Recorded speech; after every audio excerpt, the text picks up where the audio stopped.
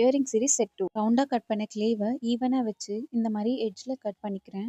அடுத்து சென்டர் பார்க்கறதுக்காக ஒரு லைன் போட்டுட்டு பென் வைஸ் வச்சு சின்னதாக ஒரு ரவுண்ட் போட்டுக்கிறேன். அதை ஸ்மூத்தன் அவுட் பண்ணிடுறேன். அடுத்தது பென் கேப் வச்சு அதை விட ஒரு பெரிய ரவுண்ட் போடுறேன்.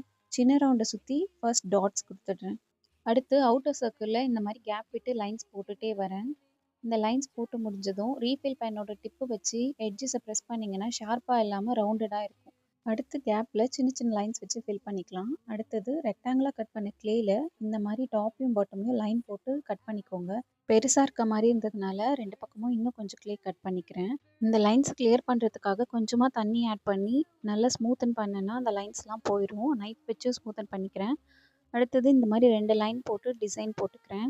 இந்த டிசைன் டாட்டடாக வேணுன்றதுக்காக ப்ளம்பிங் சா வச்சு நான் ப்ரெஸ் பண்ணிக்கிறேன். உங்களுக்கு வேணும்னா நீங்கள் சீப்பு கூட யூஸ் பண்ணிக்கலாம். அடுத்தது இந்த மாதிரி யூபின் அட்டாச் பண்ணிக்கோங்க.